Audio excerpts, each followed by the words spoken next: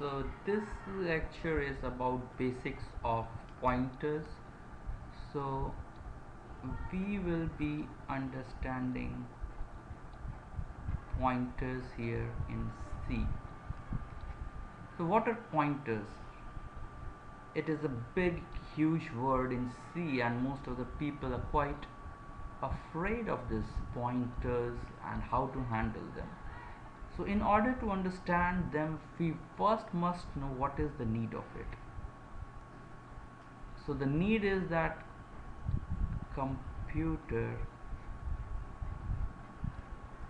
must store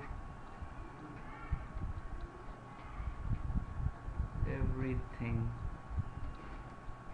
in memory. And how is the memory of computer? So it's something like this. So these are the memories, and each memory has, say, some address space: 0x1000, 0x1001, 0x1002, 0x1003, 0x1004, like this the memory grows. And here there are some values that you can store. So you can store a something like 2, a 1, a 5, a b, something you can store. So this is now, it has some size, so it might be 8-bit. One memory location can store 8-bit value. So then what happens is that if, let's say, we have to store int, so it will require, let's say it's of 32-bit, so we require 4 such 8 bits, 4 into 8 bits to store int. If it is, say, char, so it's just 8 bits, so one memory location is sufficient. So what happens is that, let's say we are making and storing integers in these parts. So let's say this is 10, this is 15, this is 25. So if this is 1000 memory location, this will be 1004, this will be 1008. Now if I start storing, say, characters like A, B, so this will be just 1000. So if it started at 1008, so it will go to 1012. But now because this is just 8-bit long, so it will just require one of those memory locations. This will be 1013, C will be 114, etc. So basically these will be zeros. So 1014. And let's say that if this is a float, which is again of, let's say this is 8.3, which is a float, so it will start at 1015 and next one will start at 1019. So this is the basic structure of memory, where each memory location, let's say, has 8-bit value it can store. So for integers, which is 32 bits, so 4 memory locations are required. For character, which is just 8-bit, just one memory location is required. For 16-bit, it will be 2 memory locations which are required. So this will keep on going.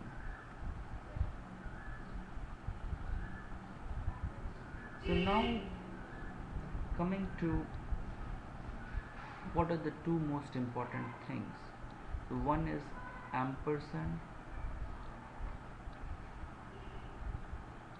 ampersand and other is dereference.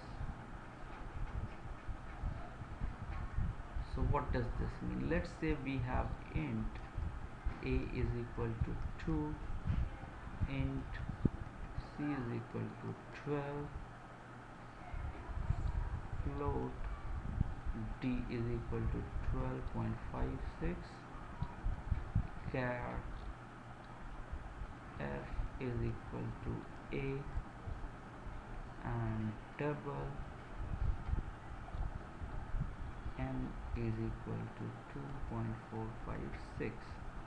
So these are the declarations, and let's say int requires 2 byte, float 4 byte,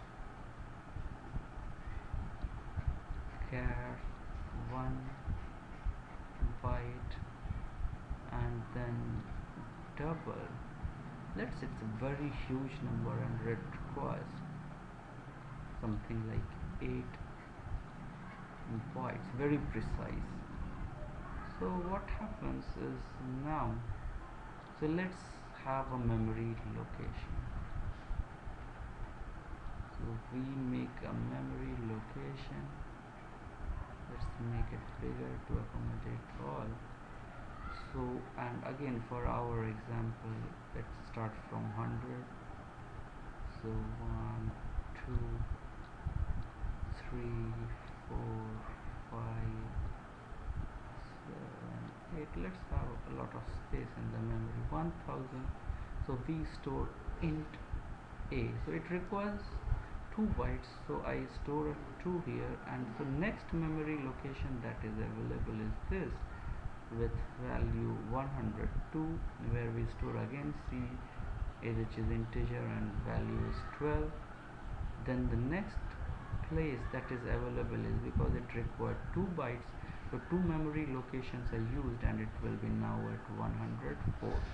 So at 104 we have float, which is 12.56, and float requires 4 bytes, so next memory location will be 108, and which will be given to char a. So I just store a here, and it requires 1, so next available space is 109, where I have double 2.456.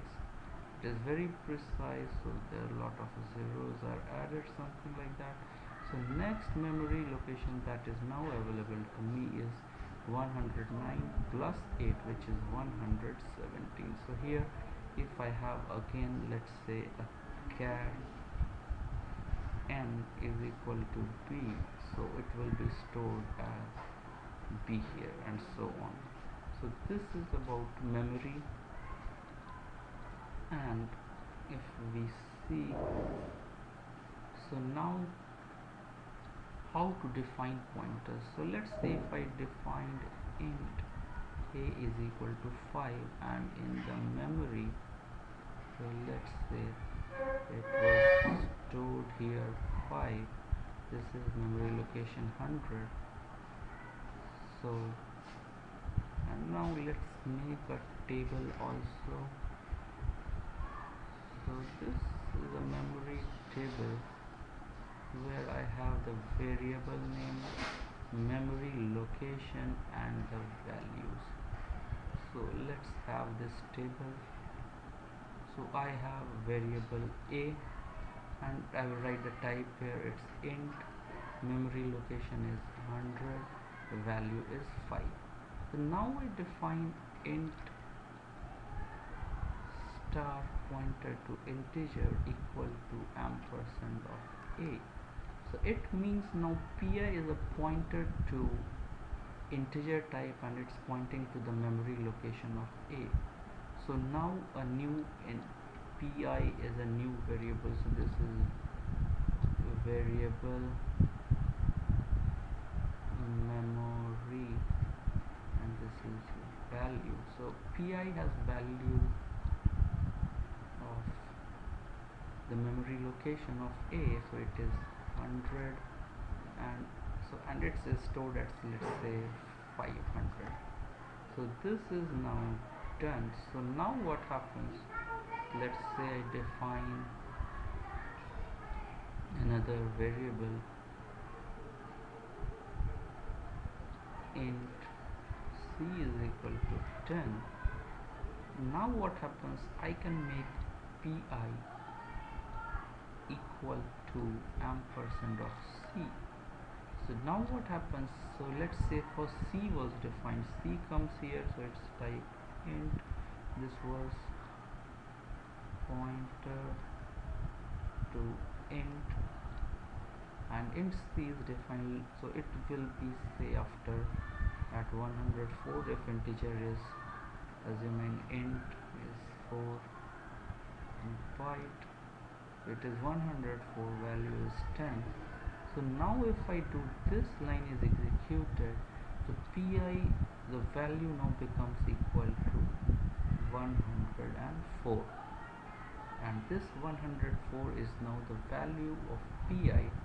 So now if I want to access the value that is stored at memory location 104 using the pointer, so if I want to access